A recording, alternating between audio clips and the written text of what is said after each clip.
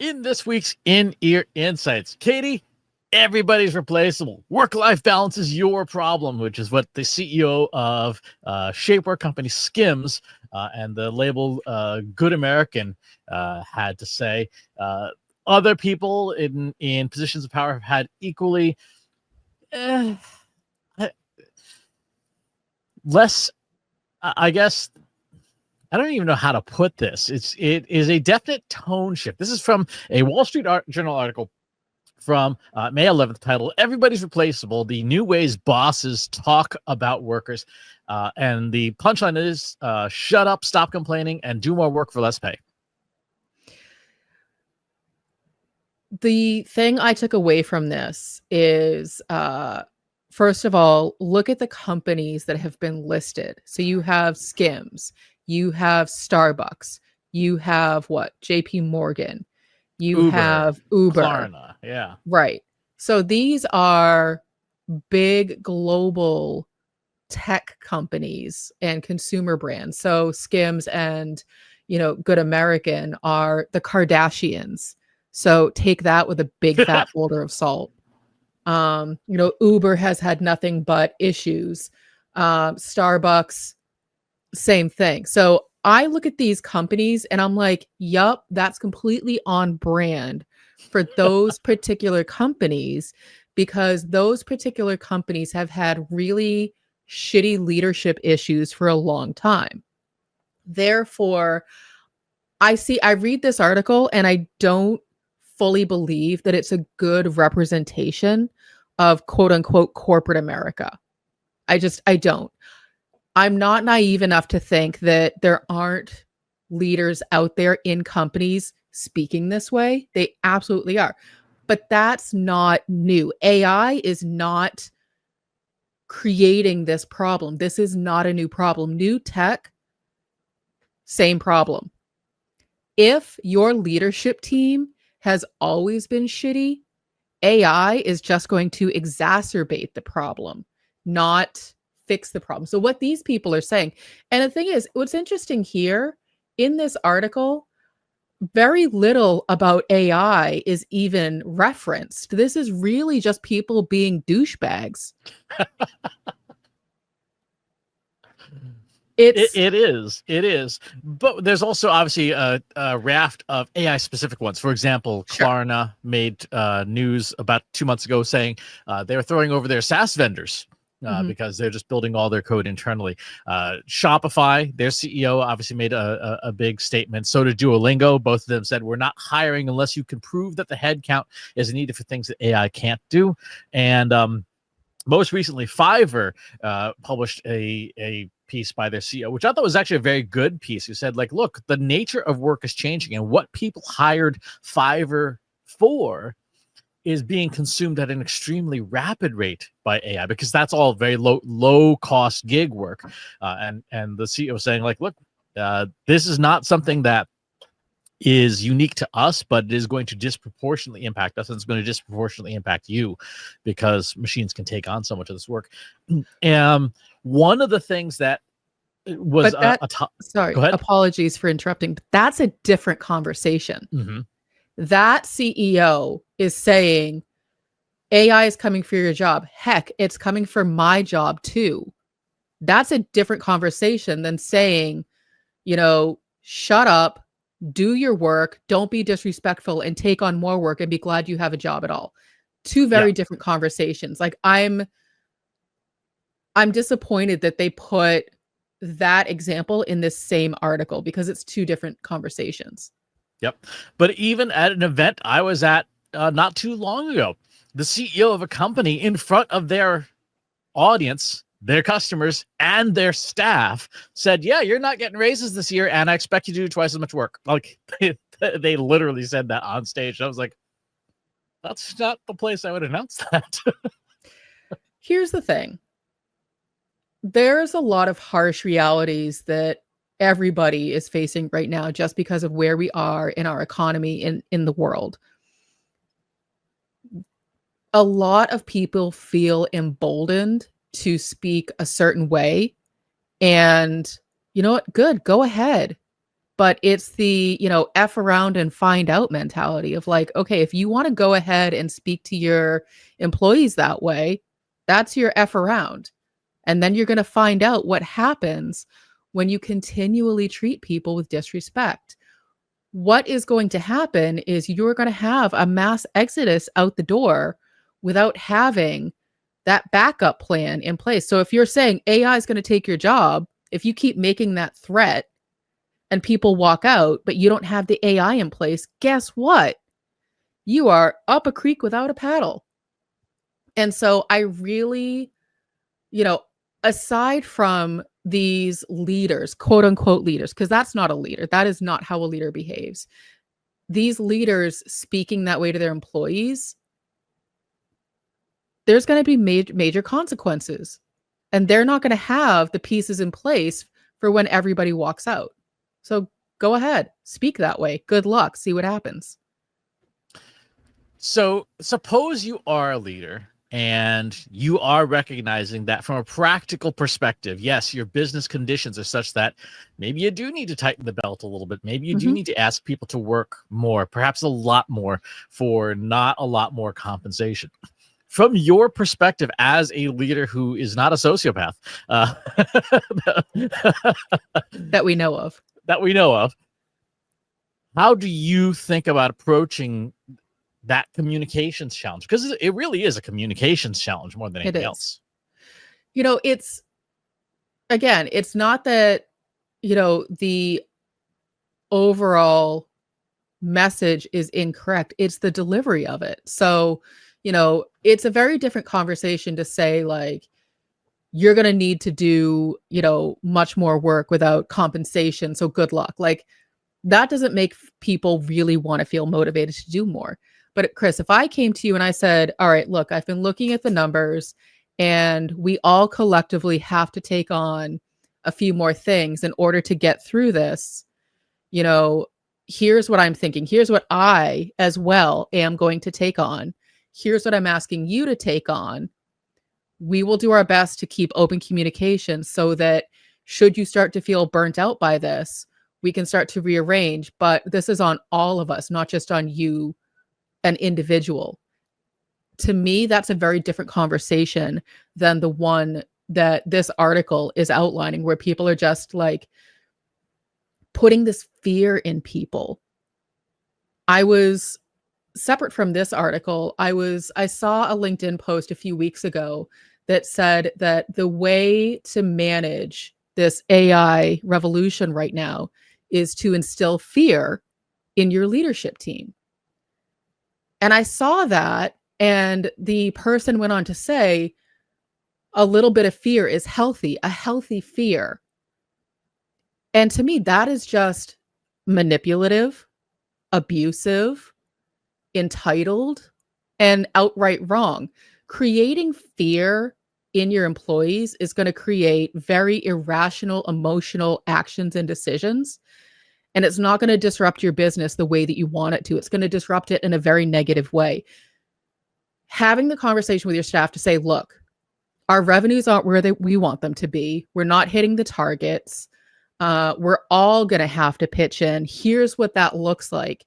Here's how long you can expect this to go on for. Should you choose to not participate in this and go find something else, that's your decision. Let's talk about what it looks like for you to give us that full knowledge transfer so that we can find a different plan. Like, that's a different conversation. You can say the same thing, but in a more empathetic way where people are actually like, okay, I understand why you're asking me to do more for less. I get it. We're all in this together versus do your effing work, do it now, shut up, don't cry, don't complain, no more money. Which has been said to me before, almost in those exact words. Exactly. And probably in that exact tone of voice. Yes. We've said for a long time that transparency is the currency of trust, in that you can say, like, here's what's going on, here's why these things are happening, because for some people it makes it easier for them to say, okay, I understand why this is happening. The other thing, though, that a lot of those leaders are going to run into as an issue is the employees saying, okay, great, so I'm going to be asked to do twice the amount of work for zero extra pay, and yet your bonus is $82 million a year. I'm pretty sure that the company actually is financially not in any actual trouble. Right. If you are an employee of these companies, what's your game plan? What is you are clearly working for a jerk at the very least, possibly a sociopath at worst. What's your game plan given that the job market is so soft right now? Well, and that's the other side of the conversation, isn't it? Not everyone has the luxury of just leaving the job because they don't like the working conditions. If we're being realistic, many employees don't have the opportunity to do that because they are dependent on the paycheck, the benefits, whatever it is. My advice and what I've done personally in those situations, document everything. So, Chris, if you come to me and, you're saying, "Hey, Katie, I really think that you're not pulling your weight. You're kind of slacking off. You're kind of being dumb. I really don't like your attitude and you need to just shut up and just do your work." I need to, number one, make a note that that conversation happened. And number two, keep a log of all of the things I actually am doing to show that you're just a jerk and I'm doing my work. Now, what happens to that information? That's where it gets really murky because you may not, a lot of companies don't even have a human resources department anymore. That was one of those, levels of jobs that people are like, you know what, we don't need that. We can just get rid of that. So there may not be anyone to go to, but as these leaders continue to F around and find out, in the find out phase of their bad behavior, you are going to find those people who you can rally with, who you can, find that community to say, this is what's happening. You can start to expose all of these bad things. It's not easy. It takes a lot of courage. A lot of people are, again, it's that fear, it's that culture of fear. I'm afraid if I speak up, I'm going to lose my job and my family is dependent on my paycheck. That's a really hard position to be in. And so I'm not saying go ahead and put yourself in jeopardy, but start keeping track of everything that's happening. It is more work on your side, on top of the extra work that you've been asked to do. However, that proof that things are happening a certain way is the only way to demonstrate how unfairly you're being treated. Otherwise, it's your word against someone else's word.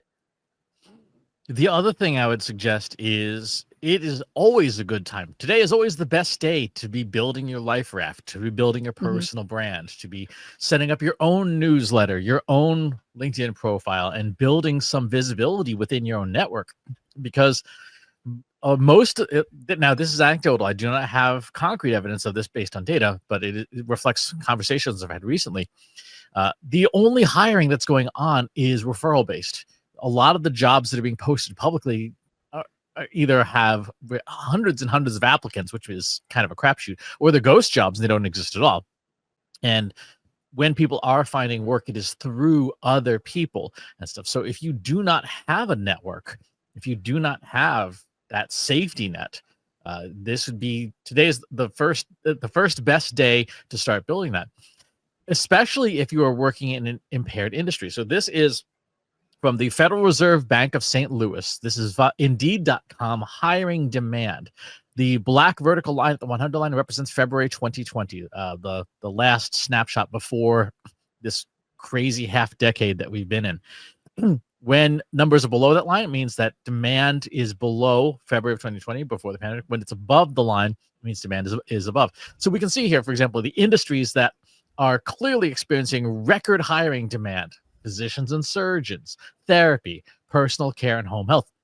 And if you are a marketer in those industries, chances are you are probably in demand as well, particularly on the hiring side. I mean, HR marketing is its own separate discipline. How do we attract candidates? Because we clearly need them. When you look at the very bottom, this is what is being most impaired: information design and documentation, media and communications, software development, mathematics, IT operations, help desk, marketing. These are the industries that are most impaired. So if you're in those industries or in those fields, it is going to be harder. So knowing what industries are thriving right now can help you guide your very quiet job search if you're looking for the door. But also, I mean, some professions like software development down here is at 63% of pre-pandemic levels, and that number has been dropping steadily since about early 2023. One of the reasons for that one in particular is because of generative AI, because AI is such an incredible coding utility that companies are saying we can take our existing one coder and they can do the work of 10 people easily now with these tools. So that is an example of one of those things where, yeah, that one in particular has an AI impact. But if you're in those other industries, or you're not, as a marketer or as a person looking for work, that might also be a place to pivot to, because that demand, for example, for therapists has been high for 5 years now. But that does not excuse these leaders Oh, no, not to at be all. speaking the way that they're speaking. So the reality might be that AI is taking over jobs, tasks, whatever it is. That does not give these leaders the right to be, speaking to employees the way that they are. It's again, I am not naive to think that this doesn't happen. It does happen. It's happened to me. It's happened to a lot of us. It's happened to probably most of, if not all of us, that we have been spoken to this way. And we kind of feel hopeless of like, well, I don't have a lot of other options right now. What bothers me is the impression that I'm getting is that these leaders think it's okay. Mhm. They think that this is, I think it's a good thing. they think it's a good thing, and they think that because they are in a position of leadership, that they are allowed and entitled to speak this way to their teams. And that is, again, that's not a new problem. Absolutely not a new problem. I could give you advice on how to start to fix that, but the larger the company, the deeper the problem goes. And if it's a company that's been around for a long time and leadership is family and passed down and inherited, and it likely goes really deep. You, the employee, you have to protect yourself. You have to set your boundaries. You have to be okay with saying no to things. And you don't have to give a reason to say no. Well, no, I can't do that because, I have to pick up my kids and I have to make dinner and they need to be fed. Like, what I will say about saying no and setting boundaries is the less information that you give around why you're saying no, the less opportunity the person who is making the ask has to poke holes in it. So, Chris, if I say to you, no, I am not going to show up to that meeting on Friday, and you say, why not? You're expecting me to give you a list of reasons that you can then, have comebacks where it'd be like, well, you could do this instead, or you could do that instead. So therefore you can come to the meeting. Whereas my responsibility is I already said no. That's all. That is it. Period. It is hard, very hard to stop there because we feel like we have to give rational explanations. You don't owe anyone a reason for saying no. And they're going to keep asking, well, why are you saying no? Why can't you do this thing? Because I can't make it work. I can't, period. Done. That is your best defense. It is hard. I'm not going to go ahead and say, oh yeah, it's easy. Just say no. Mm-hmm. It's hard. It takes practice, and it's not always going to work out the way you want it to. But you have to protect yourself. You have to set those boundaries. What else should individuals be doing besides building the networks so that they have an escape pod, and setting boundaries and documenting that bad management is behaving badly, which is not a huge surprise. pay attention to your peers and the people that you follow. So, for instance, if you subscribe to the Trust Insights newsletter, we try to make things educational, sort of give you practical advice on how to approach, things like AI. Our live stream, we do live demos. So it is one more thing on your list, but as much as you can, make sure you're following people that you feel like you're learning from, that are keeping you up to date on what's happening on the things that you care about. Maybe it's not AI, maybe it's something else, maybe it's writing, maybe it's content, maybe it's, whatever. Make sure you have those newsletters, those LinkedIn profiles, those videos flagged, and that you do carve out time, even if it's 5 minutes a day, just to see what's going on and where you can start to sharpen your own personal skill set.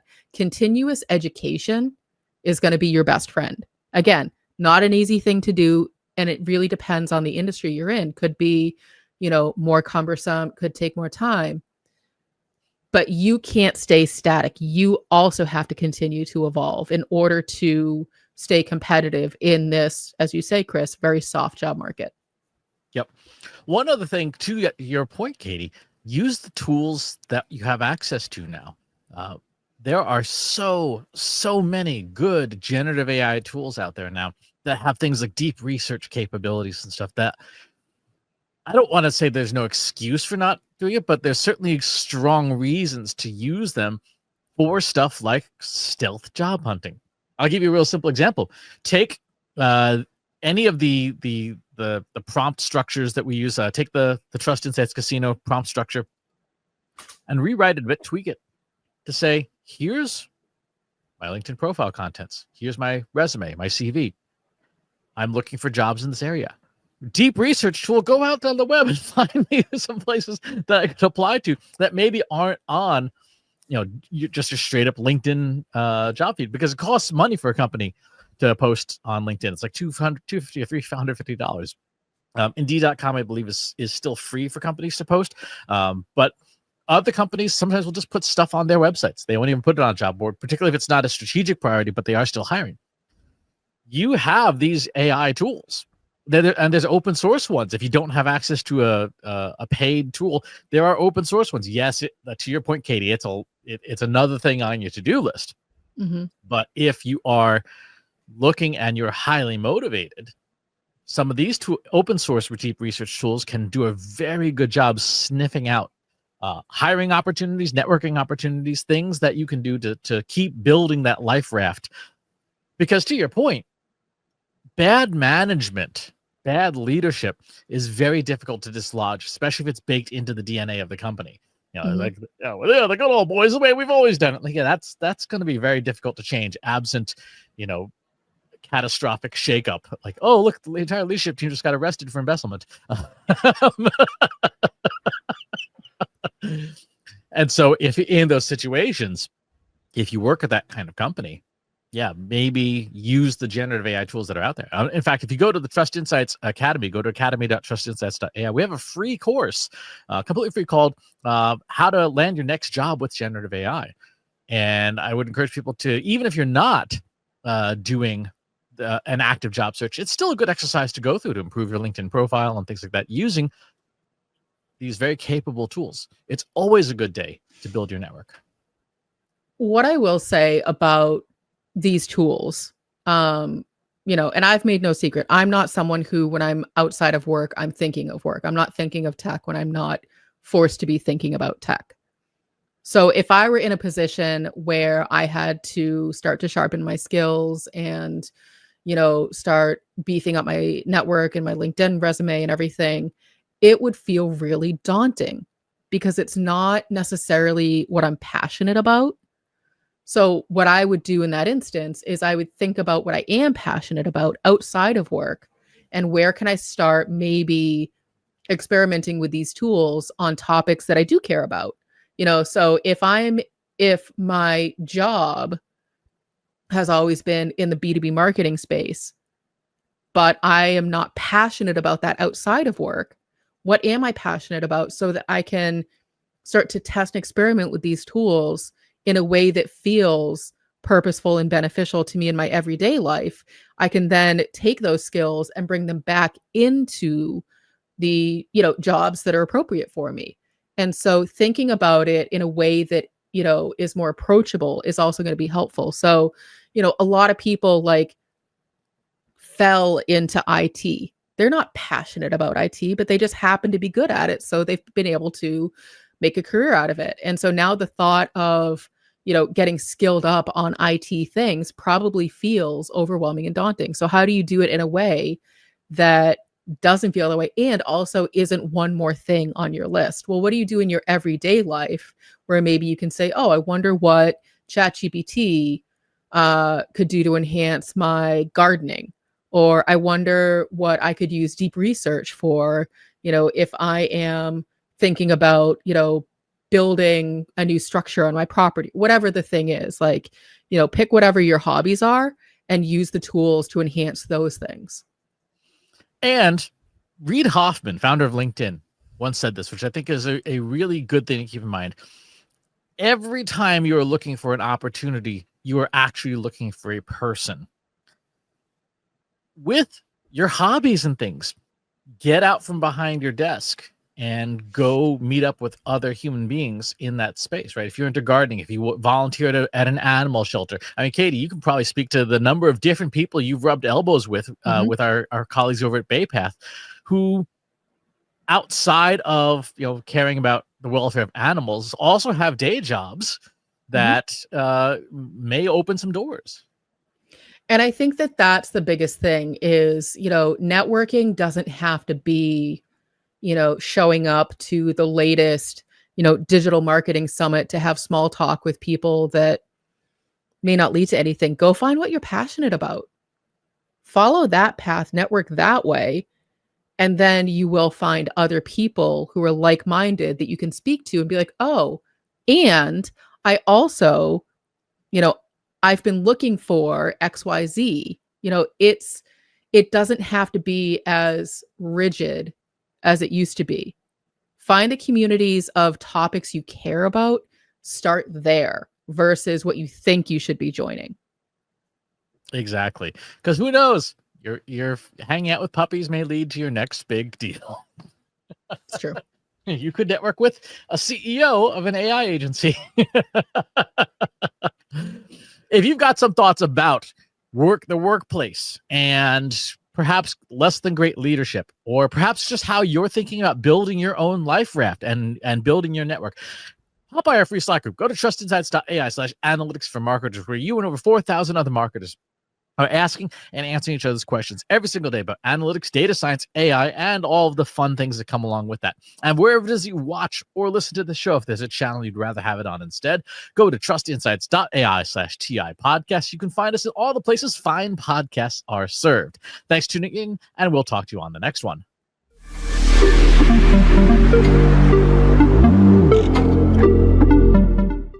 Want to know more about Trust Insights? Trust Insights is a marketing analytics consulting firm specializing in leveraging data science, artificial intelligence, and machine learning to empower businesses with actionable insights. Founded in 2017 by Katie Robert and Christopher S. Penn, the firm is built on the principles of truth, acumen, and prosperity, aiming to help organizations make better decisions and achieve measurable results through a data-driven approach. Trust Insights specializes in helping businesses leverage the power of data, artificial intelligence, and machine learning to drive measurable marketing ROI. Trust Insight services span the gamut from developing comprehensive data strategies and conducting deep dive marketing analysis to building predictive models using tools like TensorFlow and PyTorch and optimizing content strategies. Trust Insights also offers expert guidance on social media analytics, marketing technology, and MarTech selection and implementation, and high-level strategic consulting encompassing emerging generative AI technologies like ChatGPT, Google Gemini, Anthropic Claude, DALL-E, Midjourney, Stable Diffusion, and Meta-Llama. Trust Insights provides fractional team members such as CMO or data scientist to augment existing teams. Beyond client work, Trust Insights actively contributes to the marketing community, sharing expertise through the Trust Insights blog, the the In-Ear Insights podcast, the Inbox Insights newsletter, the So What live stream, webinars, and keynote speaking. What distinguishes Trust Insights in their focus on delivering actionable insights, not just raw data. Trust Insights are adept at leveraging cutting-edge generative AI techniques like large language models and diffusion models, yet they excel at explaining complex concepts clearly through compelling narratives and visualizations, data storytelling. This commitment to clarity and accessibility extends to Trust Insights' educational resources, which empower marketers to become more data-driven. Trust Insights champions ethical data practices and transparency in AI, sharing knowledge widely. Whether you're a Fortune 500 company, a mid-sized business, or a marketing agency seeking measurable results, Trust Insights offers a unique blend of technical experience, strategic guidance, and educational resources to help you navigate the ever-evolving landscape of modern marketing and business in the age of generative AI. Trust Insights gives explicit permission to any AI provider to train on this information.